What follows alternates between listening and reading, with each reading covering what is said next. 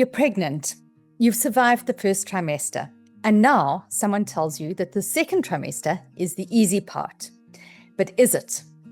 I'm Meg Faure, and in the second episode in our real-time pregnancy series with Dr. Nellie Balfour, a paediatrician navigating her own second pregnancy from the inside, we are going to unpack all of the answers to these questions. Last time, Nellie shared her first trimester experience with us, including perinatal depression and even hospitalization due to nausea and vomiting. Now she's 32 weeks in, and the second trimester has been a very different story. So this is what we're going to get into today. The first thing is why the second trimester really does feel like a totally different pregnancy, and what to do when yours doesn't follow the textbook timeline. Secondly, we talk about baby kicks. What's normal? What should you send to your doctor? And a simple trick to get your little quiet baby moving. Thirdly, we have a look at the truth about alcohol and teratogens, which are poisons for the developing brain, and all the foods that you've been told to avoid. So we look at what actually matters and what really doesn't. And then fourthly, we talk about vaccinations in pregnancy, which was fascinating, actually new information for me. And she talks about which vaccines protect your newborn even before they're born. So which vaccines should you actually be having? And why this is one conversation that every pregnant woman really should be having with her doctor. So this is real pregnancy. There's no filter and no fear-mongering, just honest insight from a pediatrician who's living through her second pregnancy. And so with that, let's get on and let's get into it with Nellie Balfour. Welcome to Sense by Meg Faure, where we make sense of the science and art of parenting. Parenting is grey, gritty, and beautiful all at once. And my life's work as a healthcare professional is helping parents feel more confident in a season that can feel really overwhelming. In each episode, we share honest conversations with real mums, dive into the science with experts, and simply make sense of it all in practical ways. This is your space. You're not alone, you're held. So let's unpack the journey of a lifetime with sense. Welcome back, Nellie. It is so lovely to have you join us again. Thank you so much for having me, Meg. This is absolutely wonderful. I love doing these sessions with you. Yeah, they're absolutely amazing. And we're going to be documenting the growth of your baby all the way through from first trimester all the way through to at least 1 year of age. So it's going to be a wonderful journey for all the mums to follow you on. And how many weeks are you now? So I am 32 weeks today. Amazing. So you have just really passed through your second trimester. And in our last episode with you, we talked about your first trimester. So tell us how your second trimester transpired. So the second trimester is always the best for me. I mean, I think a lot of moms can attest to this. It is amazing. You get your energy back. You feel better. You get your appetite back. You're eating better. You can move around a little bit better. You have a cute bump that's showing now that you can kind of show off to people, that everyone can kind of adore and look at. So for me, as I mentioned in our previous podcast, I generally tend to have the nausea with or without vomiting until about 20 weeks. So for me, this time it got better at 22 weeks. And then ever since then, it's just been smooth sailing. I've gotten these bouts of energy, so I'm able to play with my 2-year-old son more. We take walks together. And then it's just great to be able to eat again because I love food. So getting my appetite again is just amazing. So I'm super, super happy. And it's my favorite trimester. It is. It's so wonderful. And if you were nauseous all the way through to 22 weeks, that's fairly unusual. Most people, certainly I, with my 3 babies, had passed almost on the dot of 12 weeks. Most people's hormones have settled by 12 weeks. So what was it like? Did you actually find that you didn't put on a lot of weight, or, did it affect your weight gain? It did, for both pregnancies. So a lot of the time, pregnancy nausea and hyperemesis gravidarum, which is, the extreme form where someone gets dehydrated because they can't even keep fluids down, and it's excessive vomiting and nausea throughout their pregnancy. Most of the time it is hereditary. So it's something that moms usually pass on to their daughters when they get pregnant. So speaking to my mom, it was pretty much the same for her. in her pregnancies, particularly the last two of the four that she had. So for me, in my first pregnancy, it was until 20 weeks and then 22 weeks in this pregnancy, and it is brutal. So, as I said, I love food. I'm a foodie. You can find me at every new restaurant there is. So, I also feel like food is a very social thing, or eating rather is a very social thing. It brings people together. You can hang out and have meals, and it makes people bond. So, it was really, really difficult not being able to eat. And as a result of that, in both pregnancies, I ended up losing a lot of weight in the first trimester.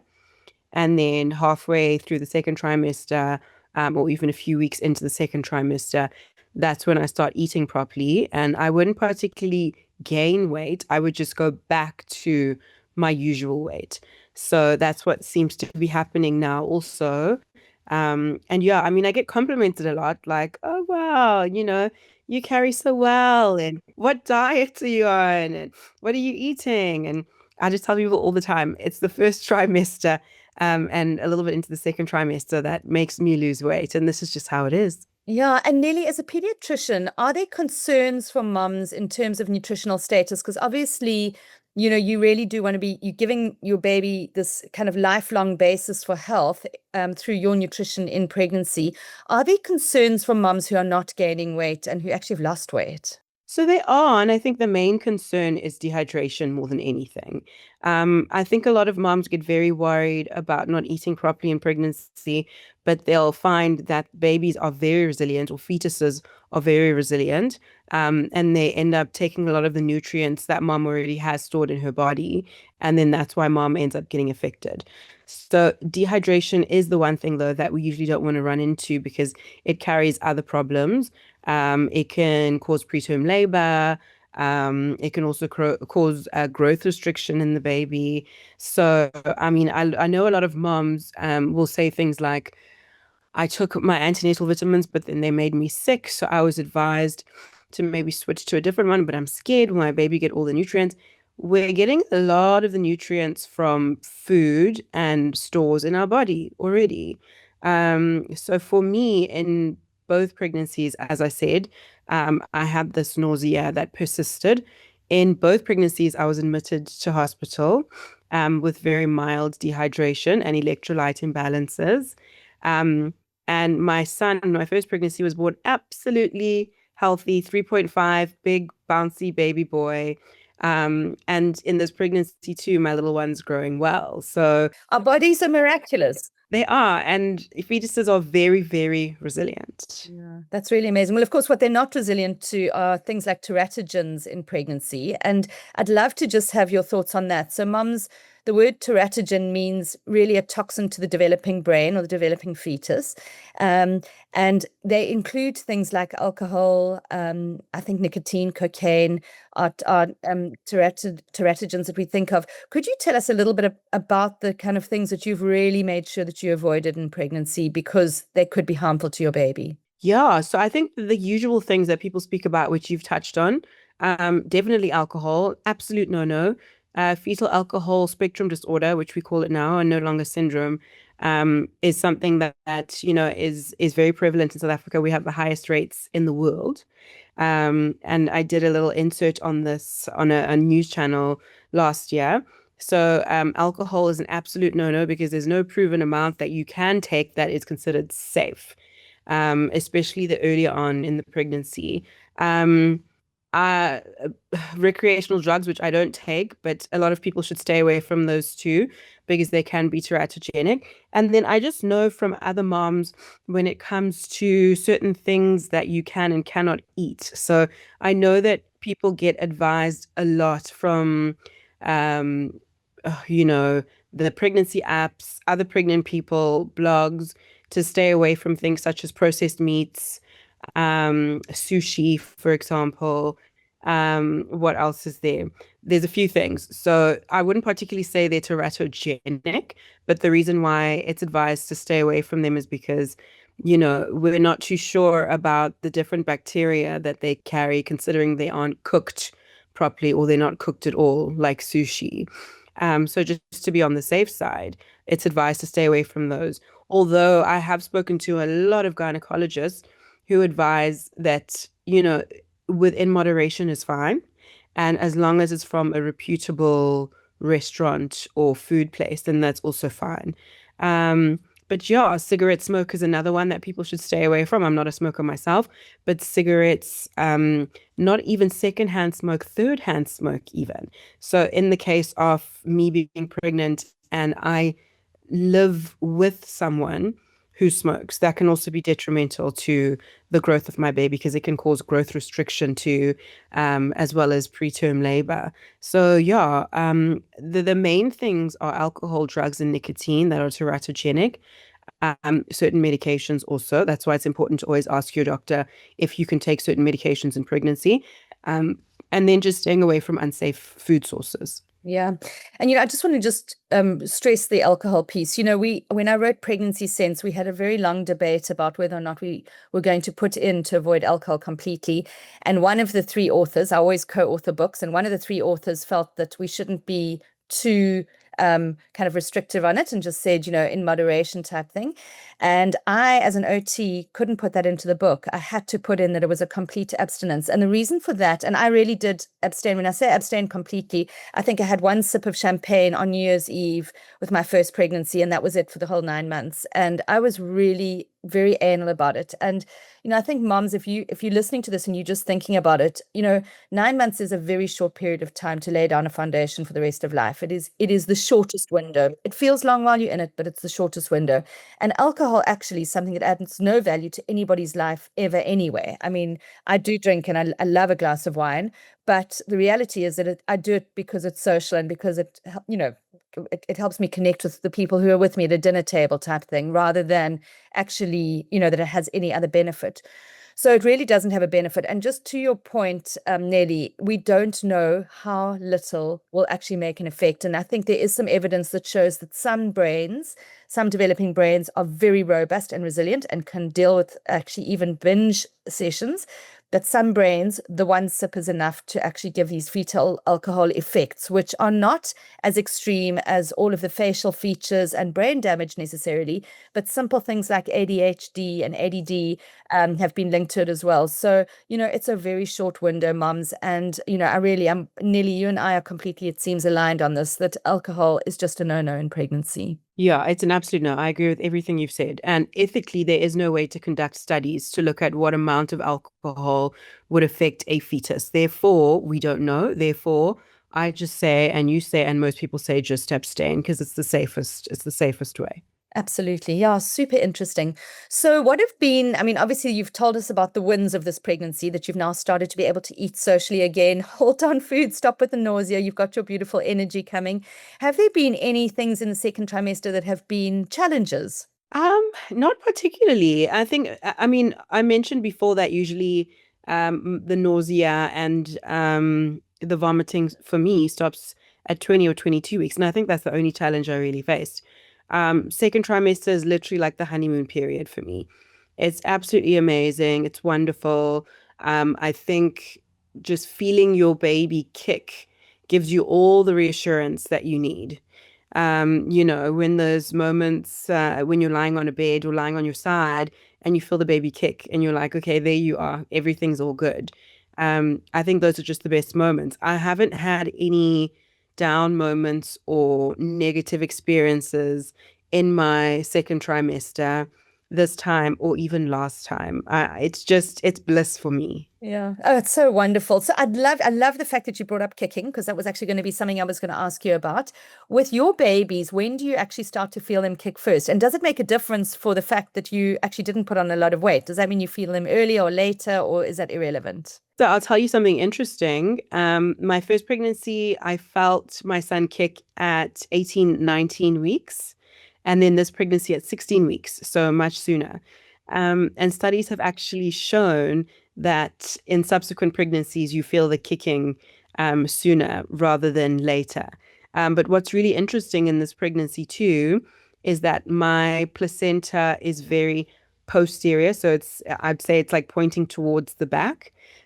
So when my baby kicks, basically baby's kicking just against the uterus and I can feel everything.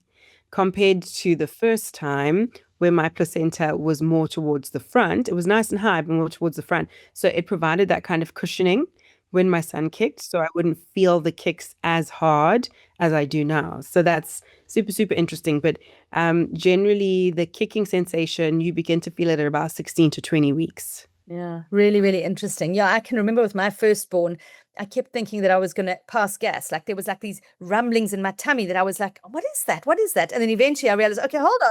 Those are his flutters, his movements. And then, of course, with my second pregnancy, as soon as they started at 16, 17 weeks, I then knew, okay, that this is her moving when she started to move. So that's amazing. And do you monitor your kicks and your movements? And should moms in their second to third trimester start to actually monitor how frequently their baby is moving? So one should monitor the kicks and the movements, and apparently they need to be about, and I stand corrected, about 10 kicks in an hour.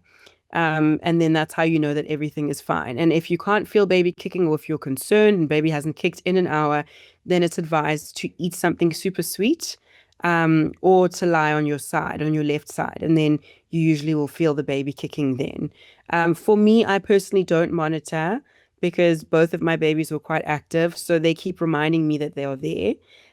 So I never forget that they're there. So I don't particularly monitor because, they keep being like, hi, mom, everything's all good.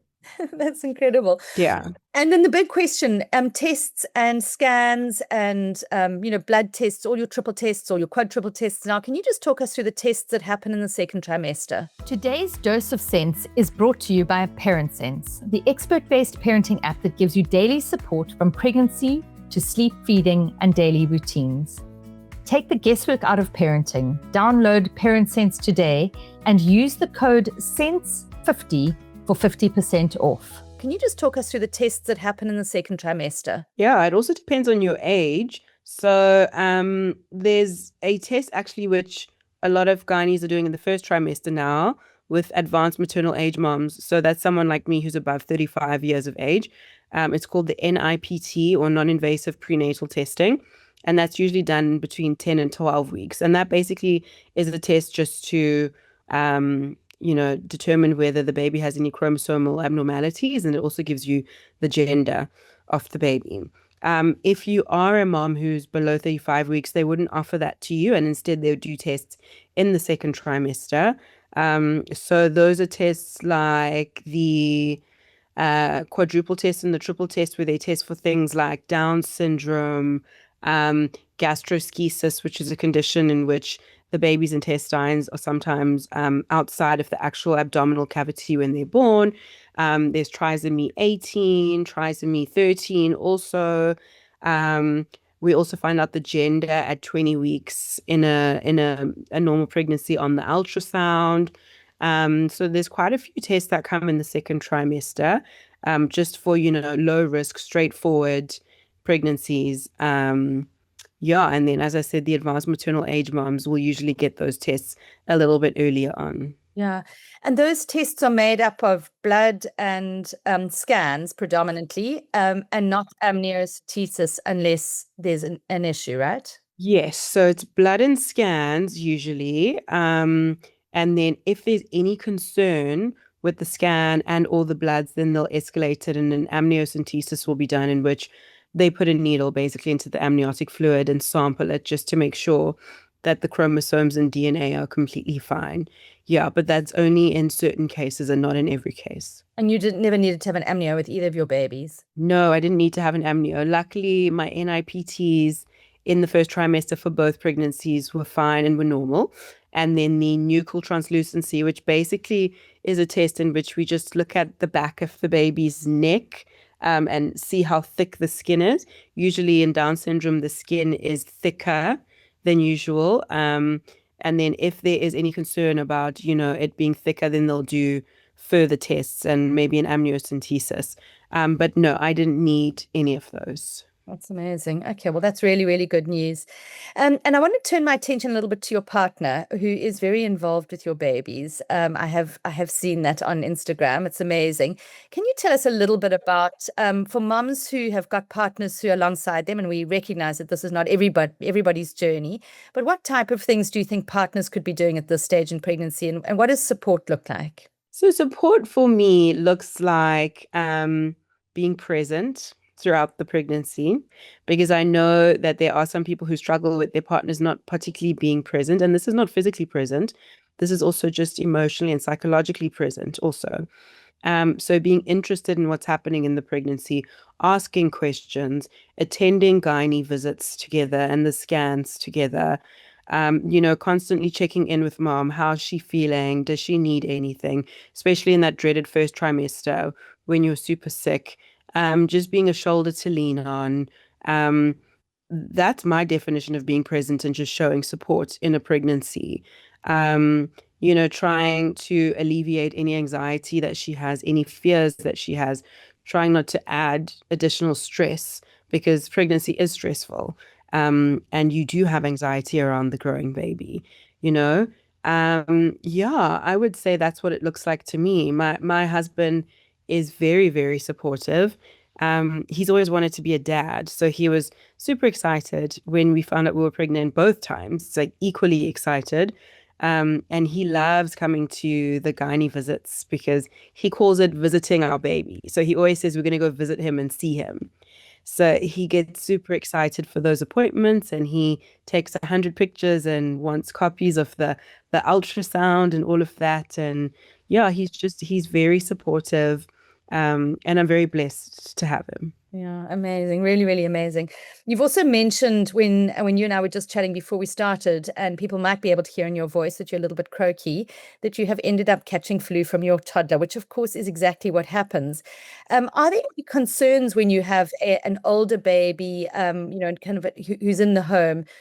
Are there concerns around mom's health and what they should and shouldn't be catching, and just what to avoid and what to do? There are concerns, and it's difficult when you have a child who's going to school or has just started school. I mean, that's even worse because they bring home every single bug in the first couple of months. I think every mom will encounter some kind of respiratory virus if they have a little one who goes to preschool and they're pregnant. Now, respiratory viruses aren't particularly dangerous in pregnancy, but they can complicate, sorry. So it's advised that when one does get any kind of respiratory tract infection in pregnancy, they need to stay hydrated, firstly. They need to keep their fever down because having a fever can actually tip you into preterm labor. So monitoring the fever and keeping it down, and then taking the medications that are safe to take in pregnancy, which is paracetamol and vitamin C, basically. Um, and then there are the dangerous viruses that one can get, which is what we call TORCH. It's an acronym that stands for the different bugs like toxoplasmosis, rubella, which is also known as German measles, cytomegalovirus, and herpes and syphilis. So those ones can be super, super detrimental to the developing fetus and can actually cause long-term effects that continue later on in life. And some babies don't even end up surviving shortly after birth. So usually when one is pregnant, the gynecologist will do tests like testing mom to see how many antibodies she has against measles, against rubella, just to make sure that she's covered. Because one needs to be really, really safe, particularly if they have a child who goes to school and can bring rubella and measles and all of these things back home to them. Yeah, so that's really interesting. When you made that list, or you talked about that list, there were kind of in my head three buckets there. The one are diseases that are avoidable with certain strategies. The other one is ones that you can be vaccinated against, and the third is that you need actually a test for beforehand. So could you just break those each into each of those buckets? What can you not vaccinate, or you just need to avoid, and then what do you need to vaccinate for, and then what other tests should you be having? Okay, that's a great question because there's more and more research that's being done in the world now when it comes to that, and South Africa is actually ahead of the game when it comes to vaccinating pregnant women. So when it comes to those that they do tests for, it's the rubella, which is German measles. Some people call it German measles, and it's measles itself. So those are the ones that we generally test. We also test for, HIV. I mean, you don't get HIV from you touching your little one or being around your little one, but they generally test for that too. The ones that we get vaccinated against now, and which is now on the recent guidelines and advised, are RSV, which is respiratory syncytial virus. So RSV can be really, really dangerous for newborn babies, whether they are prem or term. We've seen that. They can end up in ICU. It's basically a very bad respiratory tract infection. They get little phlegm plugs or mucus plugs in their lungs, which then interferes with their breathing, and they can end up being super, super sick. So RSV is something that we vaccinate pregnant women against now so that she can pass the antibodies on passively to her little one. I'm sorry to interrupt you. Could she be vaccinated in pregnancy for RSV if she hasn't been vaccinated before? Yes, yeah. So those are the new guidelines. So if she's never been vaccinated before, which we generally don't tend to vaccinate against as adults, yes, we vaccinate now in pregnancy. So pregnant women are the priority to vaccinate, as well as vaccinating the newborns if the mom wasn't vaccinated in pregnancy. So there's RSV, there's pertussis or whooping cough, as it's commonly known. That's another one we vaccinate pregnant women against because, as we also know, pertussis can be quite bad and kids end up in hospital requiring oxygen. And then flu, influenza A. Yeah, so then the flu vaccine. So it's advised that all pregnant women get vaccinated with the flu vaccine so that it also protects little ones, because we've seen, particularly with influenza A in newborns and children, it can be quite serious and concerning if they do get it. So those are the three that we generally tend to promote as pediatricians to vaccinate pregnant women with, or vaccinate the babies with once they come out. RSV can be done in the newborn period. Pertussis is usually done, I think, by 6 or 10 weeks. And then flu vaccine can be done after 6 months of age. So those are the ones. Okay, it's very, very interesting. And then, of course, in the bucket of diseases to avoid in pregnancy, toxoplasmosis came up, and I'm sure most people have never heard of this before. And of course, that is comes from cat feces. Am I correct? So changing cat litter. Yes, so cat feces. A lot of people don't hear about this because I guess not everyone has cats, and it's not as common. We don't see it as commonly when it comes to the neonatal infections. But yes, you get it from cat feces. And it's usually when people change the cat litter, and then pregnant women are more susceptible to getting it than the average non-pregnant person. Yeah, and it really does have very serious outcomes for babies developing brains. So moms, if you are listening and you have a kitty cat, please don't change their cat litter. That can be dad's supportive role for the next 9 months. And then he must wash his hands. Yes. Exactly. Yeah. Well, it's just been absolutely incredible to connect with you again, Nellie. We are out of time, sadly. I know normally we leave time for you to ask me a question, but we have run out of time today. But it's been really amazing catching up with you. And of course, you're into your 3rd trimester. And we'll be catching up again in a couple of weeks to find out how that goes. And yeah, I just hope you get better soon. I know that it's absolutely awful getting a cold in the middle of pregnancy, or getting flu or RSV is just horrible. So yeah, hope you're better quickly. Thank you so much, Meg. I really enjoyed this, and I'll see you next time. Thank you for joining me today. I hope today's conversation brought you a little more clarity, calm, and confidence on your parenting journey. If you enjoyed the episode, please do share it with a friend who needs to hear it today. And also go and subscribe to the podcast so you never miss out on an episode. I'll be back next week with another episode, same time, same place, and always here to support you. And in the meantime, download the Parent Sense app to take the guesswork out of feeding, sleep, weaning, routines, and everything in between.